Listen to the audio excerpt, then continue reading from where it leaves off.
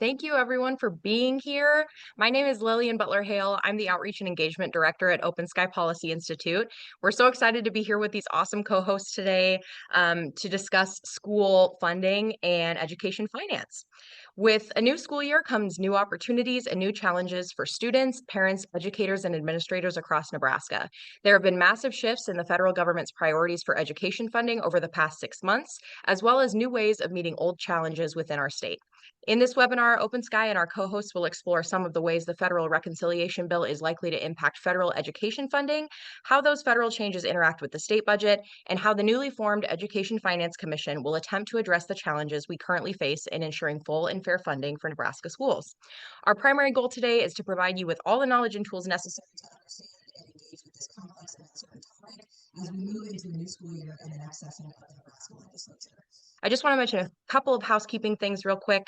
We will be recording this webinar and it will be made available on OpenSky's YouTube channel. You can also reach out to our Outreach and Engagement Manager, Noah Rhodes, and he will be happy to send it to you directly. If anyone has questions you would like to ask our panelists, please feel free to put them in the chat. The chat is private, so your questions go directly to us, and then we'll make sure to get them in the Q&A following our panelist presentations. As a final note, there will be a survey sent out at the end of this webinar. If you could fill that out when you receive it, that is really helpful for us at OpenSky to make sure that we continue putting on events that are helpful to you all in the future. I am so excited now to introduce 4 co-hosts that we have today on our webinar. First, John Spotts. Since 2012, John Spotts has been the Executive Director of the Nebraska Association of School Boards, following 9 years as the association's legal counsel. He has been a stalwart advocate for the people and students of Nebraska, working on several committees in the legislature before moving into education policy and administration. Hi, John. Thanks Hi, for being Glenn. here. How you doing? All right, we also have Craig back here today. In his role as research director at OpenSky, Craig works closely with Nebraska's tax and budget policy. He specializes in policy analysis and research related to income tax, sales tax, property tax, and the general fund budget. Thanks for being here, Craig. We're lucky to have you. We also have Dr. John Skretta. Dr. John Skretta is the interim superintendent of Lincoln Public Schools. He has 30 years of experience in education, beginning as an English teacher at Northeast High School and proceeding through various administrative roles. Starting in 2019, Dr. Skretta was the Chief Administrator for Educational Service Unit 6 before being named superintendent in January of this year. Hi, Dr. Skretta. Thanks for being here. Good afternoon. Great to be with you. Thank you. And lastly, we have Commissioner Brian Maher. Dr. Brian Maher is the Nebraska Commissioner of Education. Dr. Maher has served in numerous roles in education in his career, including teacher, superintendent, and director of the South Dakota Board of Regents. He has also led several community action campaigns throughout the years to protect full and fair funding for schools. Thanks for being here, Dr. Maher. My pleasure. Good afternoon. Good afternoon. All right, folks. Well, we're going to get started right away here. We have this first section that is about school funding and the school funding and investment landscape. So, John Spotts, and I do have to use your last names because, of course, we have 2 Johns here. I want to ask you first, just kind of to level set for us, how important is federal funding to Nebraska public education? Yeah, thank you, Lily. I really appreciate everyone's participation today. I've been looking forward to this. Thank you again, everyone, for being here. The federal funding obviously is very important for Nebraska schools. It's important all across our nation. And frequently I will go to the Census Bureau at the national level where they compile local and statewide education funding. And it's a great place to go for data. And the last year they compiled all this information. Nebraska's share of total funding from the federal government was about 11.4%. which accounted for about $645 million from the federal government in 2023. So that's a big chunk of money. When you think about a state of about 2 million people, that's 645 million. That's a large share. And just for comparison purposes, the average for about all states was around 13%. So Nebraska's at 11.4. Some of the surrounding states, Colorado was around 8.9%. South Dakota was around 20%. So they're a little more dependent upon the federal government than we are.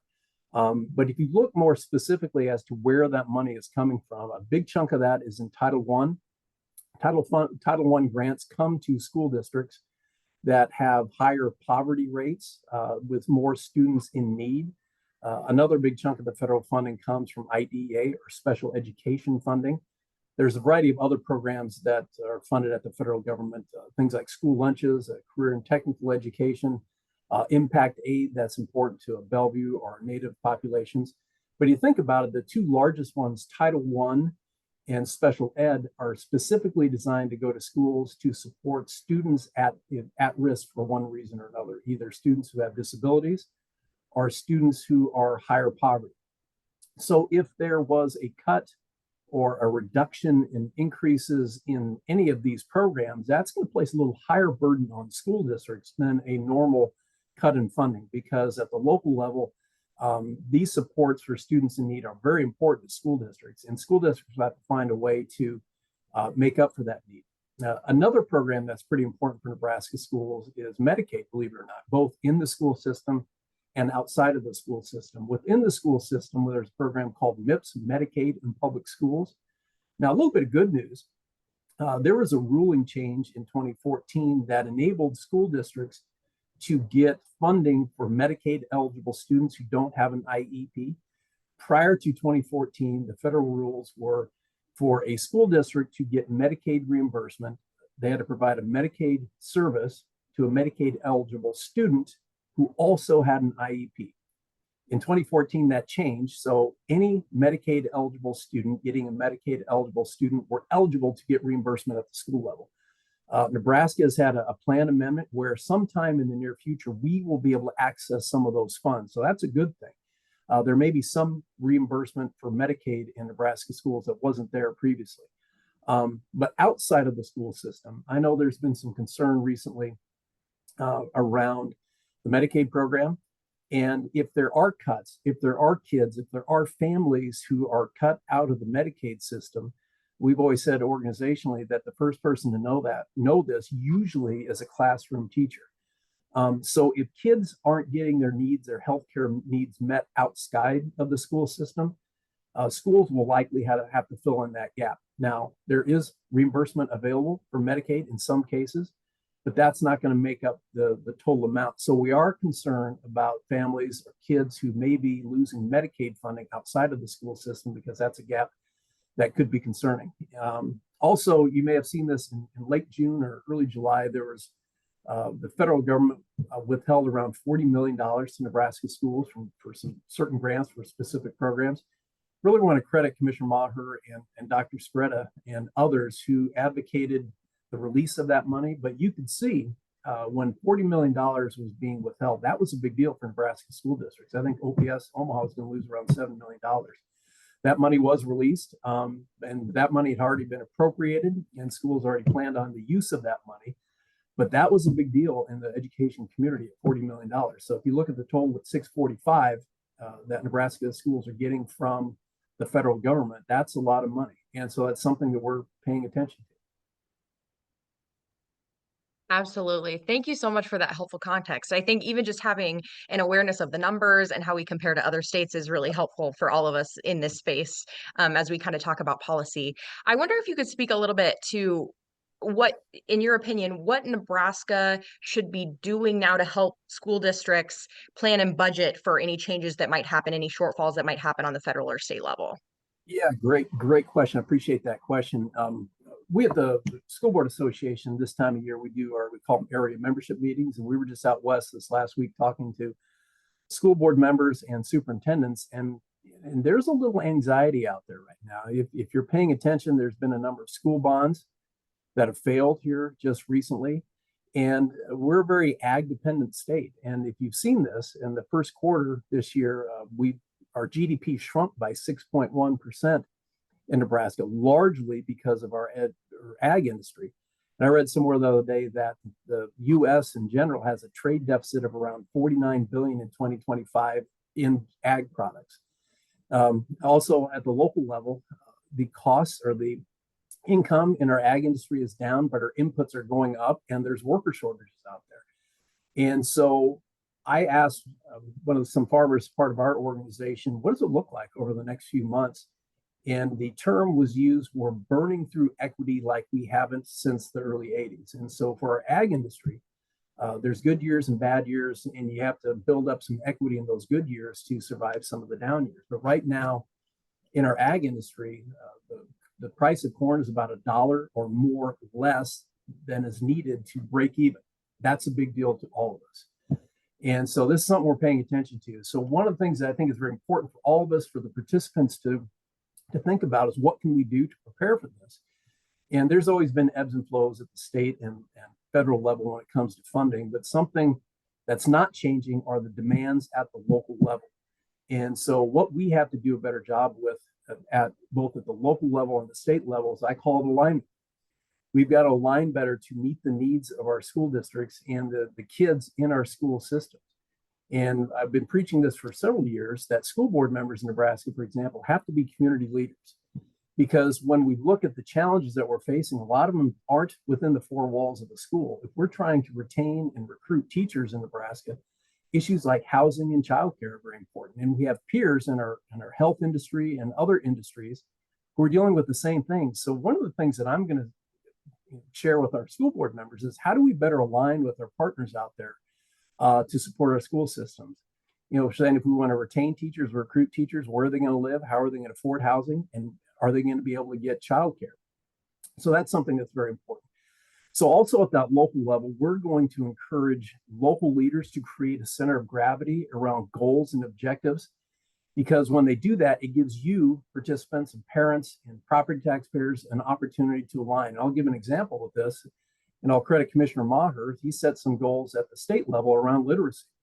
It gives us as an organization to align and say, what can we do to support the literacy goals at the state of Nebraska? And we're encouraging people at the local level to do so as well. So one of the things I want you to think about is what can you, when you go to a school board at your local level, you need to ask them, what can we do to help? There might be an after school program that you can support. There might be a mentoring program that you can support and get involved with. A great question to ask your administrators and board members is what can we do to better support the teachers at the local level? But again, we've got to create some center of gravity and goals and visions, because we are concerned about what the funding is going to look like at the state and federal level. Absolutely. I think you just conveyed in such an articulate way that when we're looking to support like education in our state and that landscape, we also do it by supporting childcare, supporting our workforce, just being aware of what's happening in the agriculture sector, things like that. So that's really interesting. I wonder, just kind of with that in mind, do you have any examples of what other states are doing with regard to this that we could even look at as kind of a playbook or something to just kind of be aware of? Yeah, and there's some great examples out there. We call it the Mississippi Miracle, for example. They really got active around literacy, and they've seen some incredible increases. But I know some of our peers are concerned about these issues from around the nation. And when we talk about education workforce shortages in Nebraska, and just workforce shortages in general in the state of Nebraska, if you look at some of the data, Nebraska right now, our birth rate's about 1.9 per female out there, and the rate needed to sustain the population is 2.1. But there's worse news behind this, because Nebraska is second highest in the nation in birth rate. So if we're hoping to bring workforce from outside of the state of Nebraska, they're all having the same types of conversations that we're having. So it all starts local. We've got to find ways to better support our local populations and encourage people to stick around at the local level and be teachers and be nurses and be doctors and be dentists and everything else that we need at that local level. There's some good examples out there right now, but every state to some degree, some are a lot worse than us. And I've always said this, every time I travel around the nation and meet with some of our peers, I'm always very happy to come back to Nebraska, because we have it better than most out there, even though we have some significant challenges. Yeah, thank you for that. The next question I have for you here is, do school districts have enough flexibility in their budget process to increase property taxes or maybe access cash reserves or something like that to kind of meet the moment when revenues are reduced? Yeah, we're concerned about that. Most of you are probably familiar that in Nebraska, we have $1.05 levy cap. So school districts who are pressing up against that maximum levy, that's a concern. If they're going to lose either state or federal dollars, that's going to make it very difficult for them to raise those resources locally. Another issue is they call it the soft cap. So a few years ago, the state put in place a soft cap of how much local property taxes you can access. They capped that at 3%, and they call it a soft cap because a supermajority of the school board can raise that amount to either 4, 5, 6, or 7% based upon the size of the school district. So there is some flexibility there, but that could be very difficult. Also, school districts can request higher, exceeding that cap, but they don't have to spend it. So there is a little flexibility. Amongst the things that we're concerned about, though, is there is some interest at the state level to make it a hard cap, meaning a school board with a supermajority couldn't exceed that. So that would be very concerning if that were to happen. Now, you can go to your voters and exceed that amount, but you have to get 60% approval from your voters to exceed that. Also, another thing we have to keep in mind out there is that schools right now already have a 2.5% spending cap, we call it. There are some exclusions, things like special education and other types of exclusions. So there are already caps out there right now for schools, but there's not a lot of flexibility if we lose a significant amount of state or federal dollars from making that up.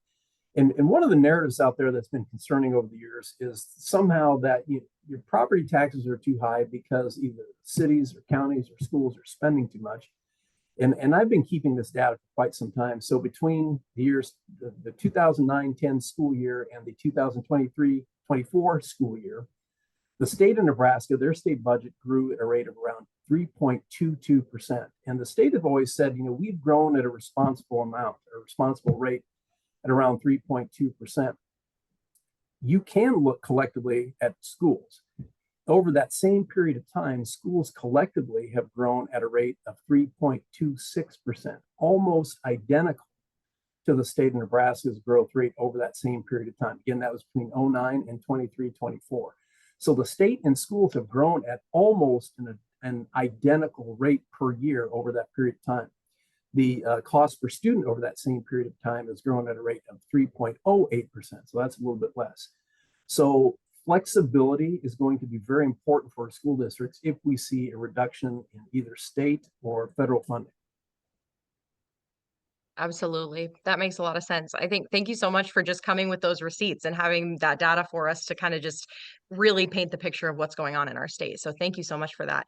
I actually want to give you the floor now. I know that you were out west this past week and that you had some data and information that you were sharing with your membership and your network. Do you want to just take 5 or 6 minutes here and just kind of talk about what you were talking about there? Yep. Some of the challenges that schools are dealing with at the local level. I mentioned the teacher shortage. And right now in 2013-14, there were 74 unfilled positions in the state of Nebraska. The department keeps, they call it teacher vacancy survey data. So in 13-14, there were 74 unfilled positions. In 23-24, that number grew to 908 unfilled positions, about a quarter of which are in special ed. Now there's some good news. In the 24-25 school year, that number decreased to 669. So I credit this alignment concept between our state board of education, our legislature, and local school districts doing more to retain teachers and get people into the teaching profession. So I'm curious to see what happens over this current school year that we're in. But if you look at the 2018-19 school year to 23-24, the average teacher salary went from $54,600 to $60,000. So that went up. That's a good thing. That was a 10% increase. But inflation over that period of time grew at 24%. So the teachers' buying power in 23-24 actually was less than it was in 18-19, even though the salaries have increased. Some local student demographic data. From that last 5-year period, from 18 to 23, the number of English language learners grew 27%. The number of free and reduced lunch students in our school systems grew at 14%. We went from 45% to 51%. And free and reduced is for a family of 4 around $57,700. And again, the average teacher salary was $60,000, so slightly over that free and reduced amount. The attendance over that period of time went from 94 to 92%. The dropout rate went from 1.1 to 1.6. Special education went from 15% to 16%, an 8.4% increase. And the college going rate over that period of time went from 75% to 72%. So we're seeing more challenges at the local level for our teachers, and I see more strain at that teacher level. So anything we can do collectively to better support our teachers, keep them in the profession, I think is going to help. But we collectively have to do a better job looking at some of that student demographic data and identifying how can we contribute to moving some of those numbers in a different direction. Absolutely. Thank you so much for sharing that. I'm sure that we will have some questions come in our moderated Q&A section. So I'll just have you just hold off on sharing anything else. I do want to pop over to Craig now in our next section for him to provide a little bit of context about our current budget situation on the state level. So Craig, can you talk a little bit about what our current budget picture looks like and what that means for education funding? Of course. Yeah, thanks, Lillian. So the budget picture, of course, is an important piece of the puzzle here, particularly as we look to the 2026 legislature, and especially as it relates to K through 12 education. So as many of you know, the legislature passed the state's biennial budget during the 2025 legislative session. At the time of its passage, the budget was balanced, which is, of course, required by Nebraska's constitution. And but in recent months, as after we've passed the budget, we have learned that the budget is actually no longer balanced, and the state is in fact now faced with a $95 million shortfall. So the shortfall is mostly a result of lower than expected tax receipts from the previous fiscal year. There, of course, are numerous ways that the shortfall can be addressed, including through mid-biennium budget adjustments in the coming 2026 legislative session. And one thing I would also note here as it relates to the shortfall is a positive development recently in that tax receipts for the first month of the new fiscal year, which began on July 1st, came in roughly $20 million above forecast, which does work to close the existing budget shortfall. So the balanced budget turned shortfall within the first month of the biennium really follows recent budget cycles, which have largely been feast or famine, I would say. For example, legislators had to close a $432 million shortfall to balance the budget they passed in 2025, whereas the prior biennial budget, which was passed in 2023, had the complete opposite. It had a $1.9 billion surplus. So on top of the projected shortfall that we're currently projecting for the current biennium, the governor has also indicated that he would like to cut roughly $500 million from state spending, which is about 10%, just under, of our annual general fund budget. What this means for education is unclear at this moment. I would just give a little bit of context here. Annual state appropriations for TIOSA, which is the education funding formula in the state, account for about 20% of the state's annual general fund appropriation. And additionally, the state contributes $250 million each year to the Education Future Fund, which supports foundation aid and special education reimbursement. And so, to sum that all up, as we look to the 2026 legislature, the state budget is tight right now, but I would say that there's plenty of time for legislators to address the shortfall. There are plenty of options available to get the state's budget back in the black.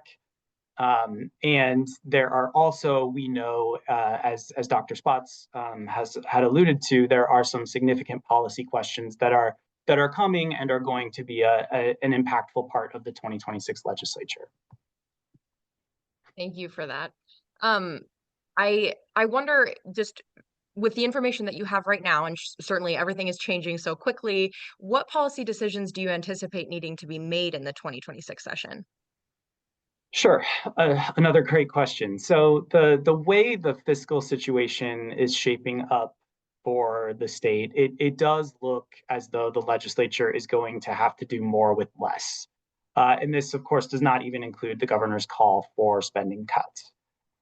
As far as specific budget decisions that the legislature needs to make in 2026, there are some significant issues shaping up, as I had alluded to, and I'll just touch on these very briefly. One of the big items coming down the pike is addressing cost shifts from the federal government to the state after the passage of the One Big Beautiful Bill in July.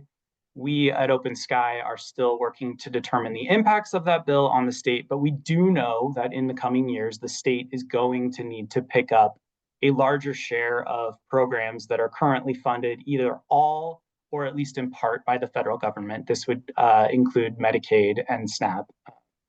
And you know, this of course will put more pressure on the state budget, in addition to the pressures that we've already faced, including the shortfall that we are currently projecting right now. So as it specifically relates to education funding in the coming session, there are also a couple policy decisions which, you know, we here at OpenSky are watching because they are likely to have an impact on the state budget. First off, I would say that there has been recent reporting that the Education Future Fund, which I mentioned previously and helps to support foundation aid and special education reimbursement for school districts, could be depleted as early as fiscal year 2028. So the Education Future Fund is spending roughly $150 million more per year than the state is allocating to it. And this is largely driven by growth in special education reimbursement. So this may be a policy that this legislature does have to visit in the 2026 legislature.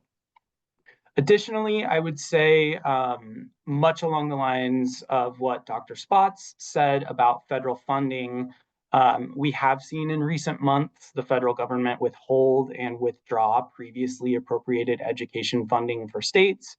I won't get into the details of this because Dr. Spots did a great job of explaining it, but what I would simply like to point out here with regard to these federal funds is that just because these federal funds might go away does not mean that the needs that those federal funds support are going to go away.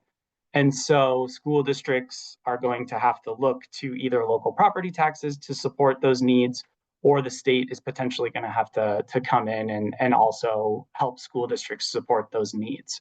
So I think to wrap up this question, you know, the legislature is looking to face some difficult policy decisions in the coming session. The potential for new appropriations to be added to the state budget, and with the fact that the federal government is passing a decent share of costs down to the states in the coming years. So these are going to, of course, have to be carefully considered by the legislature, particularly as the state, as we've established, is coming into session with a budget shortfall. Thank you so much for that answer. I think the last thing I want to make sure that you and I chat about quickly is just talking about this constitutional obligation to have this balanced budget.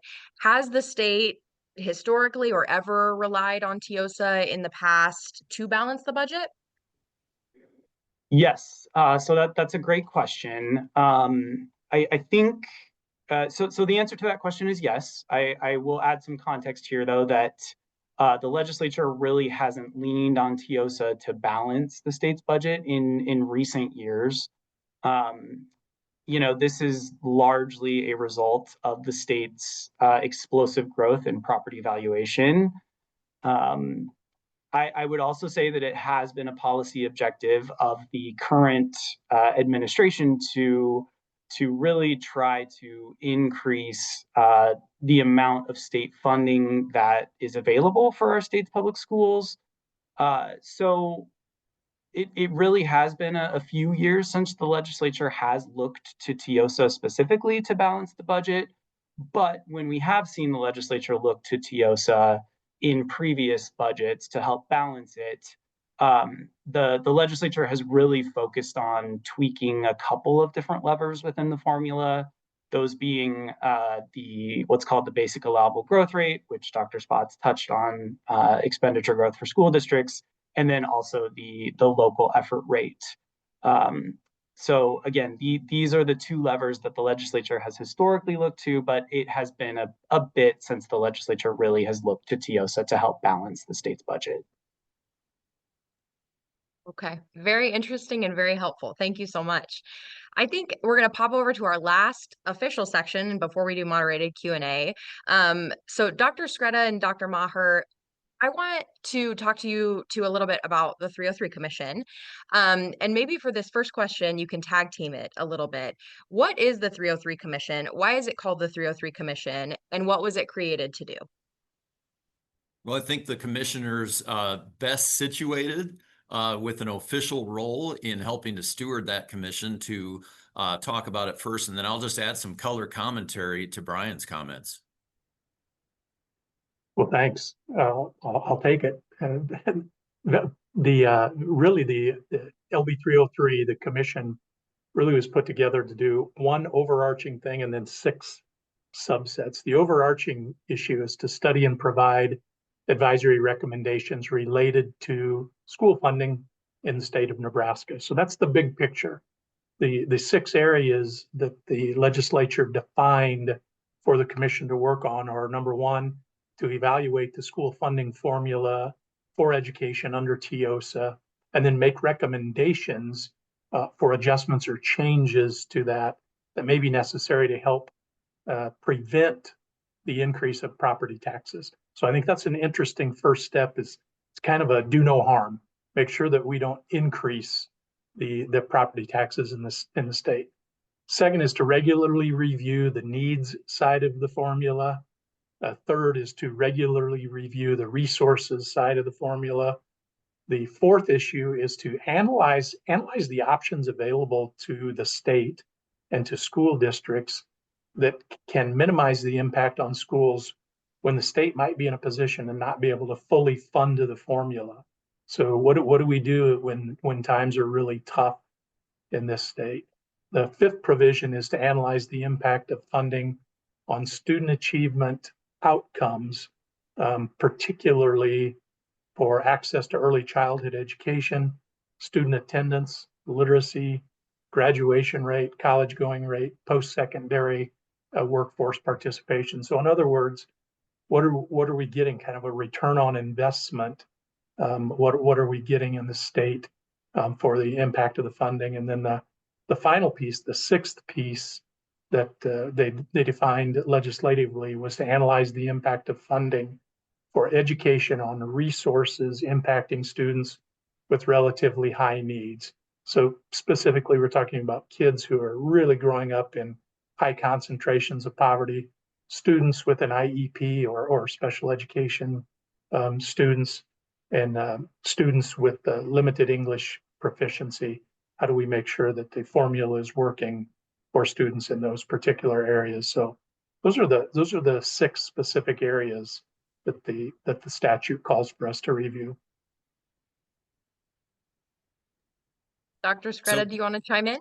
Yeah. Just to expound on that a little bit further and provide some more context to it, I think that the commission, there's a lot of, I would say, at least cautious optimism, and I think it's fair to say some excitement amongst both education policymakers, school business managers, and school district superintendents, because this is a collective and a convening that school districts have sought for years.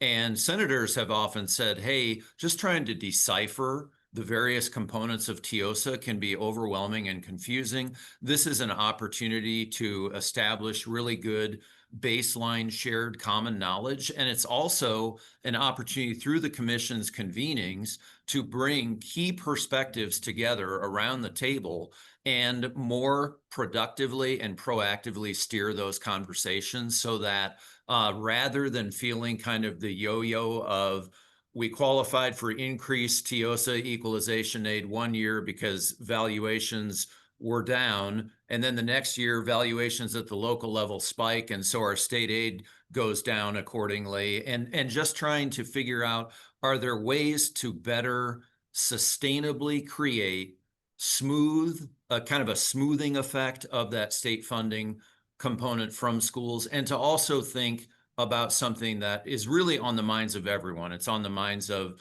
property owners, constituents across school districts across the state, which is the understandably acknowledged and for years seemingly intractable issue of over-reliance on property taxes to fund education, K-12 public education in our state. And while that's a challenge, we would also acknowledge from a school perspective, over time, that's been the single most reliable source of revenue for our school districts because of some of the problematic aspects of state budget, revenue shortfalls, et cetera, that Craig and others have alluded to.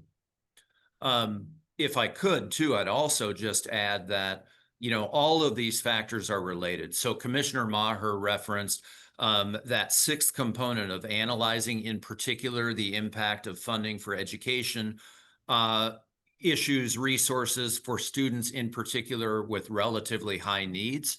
And we talk about students in poverty, students with limited English proficiency, students who are on IEPs because they've been diagnosed with learning disabilities and they need special interventions and support. Those students are more resource intensive to support. So when we're in an environment such as we are currently, where some of the long-standing federal funding commitments appear to be in flux or in question, so for example, the federal funds that were frozen and under review by the OMB, in which we worked collaboratively together, the Department of Education, the School Boards Association, individual districts like the Lincoln Public Schools reaching out to say, hey, these funds have been congressionally authorized, they've already been appropriated, release them because they're critical programming. So for LPS perspective on that alone, that was almost $4 million. 24 FTE for the 25-26 school year. So would have been very problematic had those dollars not been subsequently released and due in no small part to collective outreach and advocacy to the congressional delegation to get their support. So all these things are related when we talk about workforce and workforce challenges that John referenced earlier in the conversation. Community learning centers funding it gives expanded and out of school day supports for over 13,000 Lincoln Public School students. We rely on almost $1 million in federal 21st century learning centers funding to support those in almost half of our 60 traditional school sites. So all these factors are related and demand our attention. So it's a good thing the commission is convening when it is in the current moment. Yeah, I think you're absolutely correct. I know that we on our team are super excited by it, and just there is so much knowledge and just passion in that room when I was at the 303 Commission meeting. Just so excited to see kind of the problem solving that kind of unfolds over the next couple months. In that vein, I wonder, Commissioner, if you'd talk a little bit about what maybe the next 6 months look like for the commission, and then if there's a way for Nebraskans to engage with the commission, or if it's better if they contact their legislators with some of the issues they're concerned about. You mind speaking to that? No, that's a really good question. And it's a great question, particularly if you get into the bill and you see in the bill that as a commission, we're required to meet quarterly. But it doesn't say we can't meet more frequently. At least for this initial go of the commission, I think you've seen a real urgency in the commission to meet more frequently. And there are two dates that I think are important markers for the commission.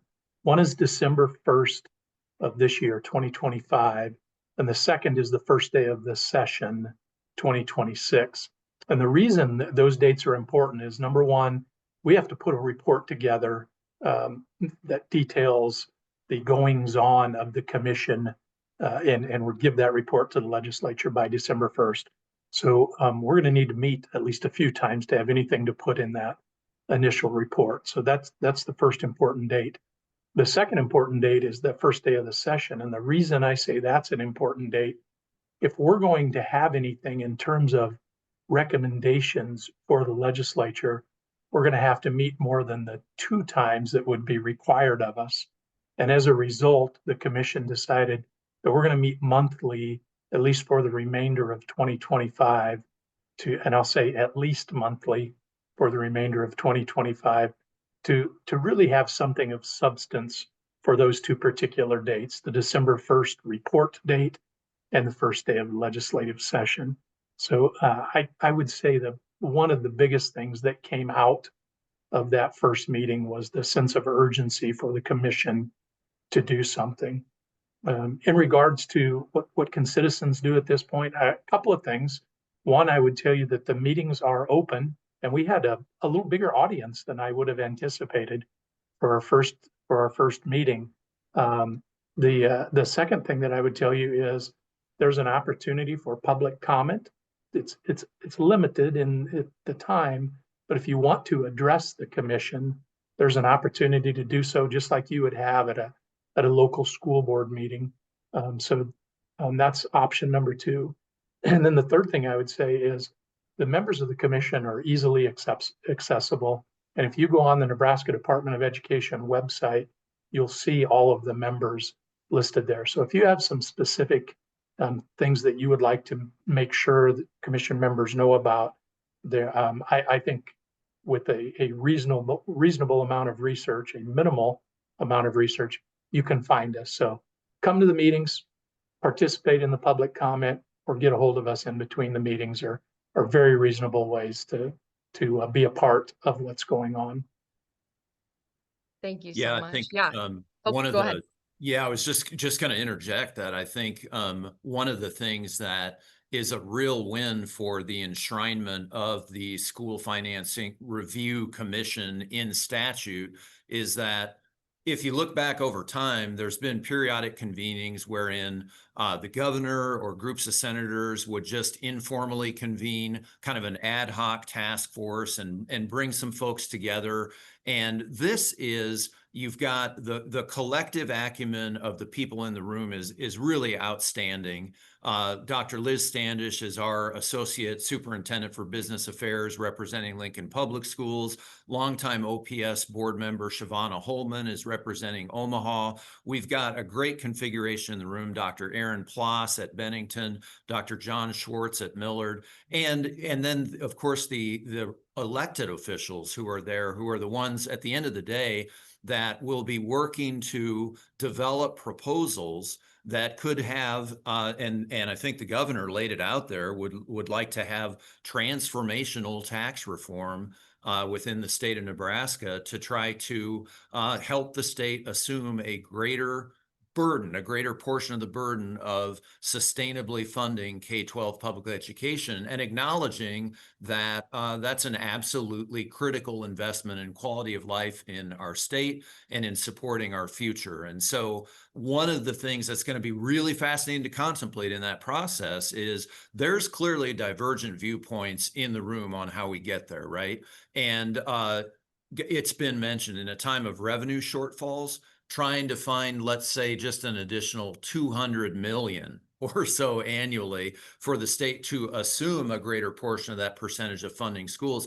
It's a challenging proposition to start with. You know, the governor and team have voiced they're going to be looking to trim another 500 million by finding cuts and making reductions, not in education funding. At least they haven't voiced that. So instead, trying to make that commitment within the current moment when we're addressing a projected deficit, lower tax revenues, et cetera, just very challenging to think about what is that path forward. And if we look at the recent playbook for that, the proposals have really typically related to sales taxes and to rolling back exemptions on tax-free goods and services. And, understandably, that has run into very stiff opposition in the unicameral. So it'll be fascinating to see how do we get there in the deliberations, discussions, and recommendations of the commission. Absolutely. Yeah, I think your work is cut out for you. There are so many things to consider and so many challenges, like you mentioned, Dr. Skretta. Just with your superintendent perspective, what will superintendents be looking for in a new formula? And are there any deal breakers? Do you think that changes to the formula can help us better serve some of the needs in these districts?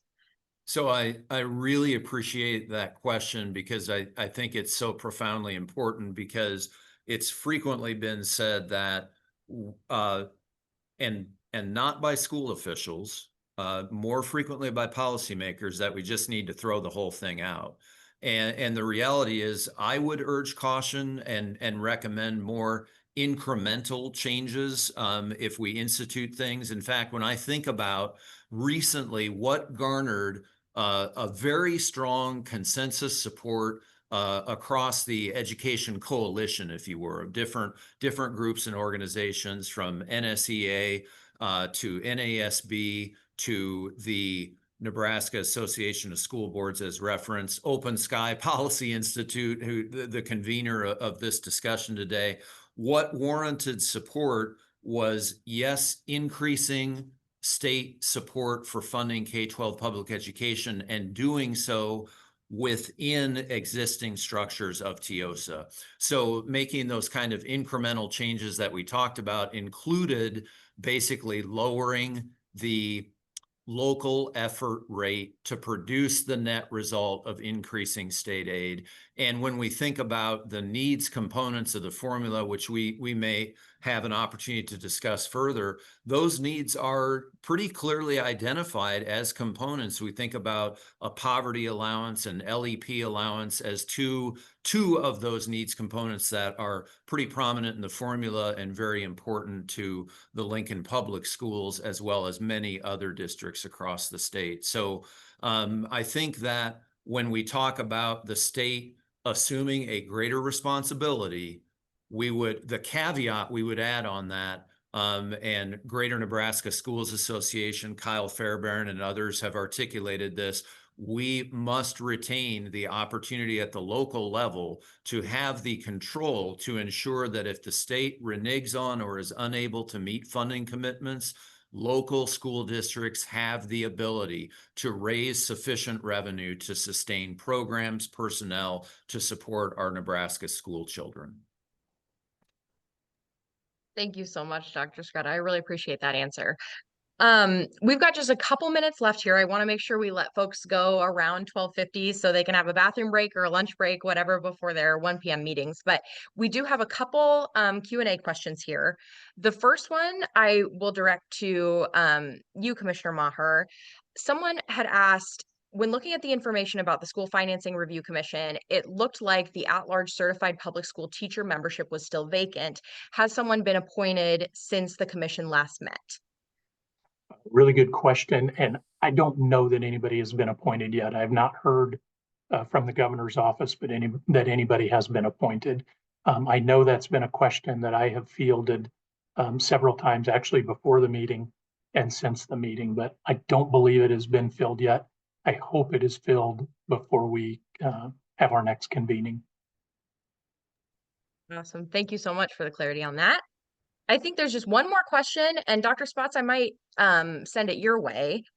Somebody had asked about how school funding, and certainly you can pass this to Craig or someone else if you don't feel comfortable answering it, but how school funding looks different in terms of the rural and urban divide. Can you speak to that a little bit? Oh yeah, absolutely. I mean, there's a big difference in some cases and others not very much, but you look at population density, that's relevant when you talk about an education program.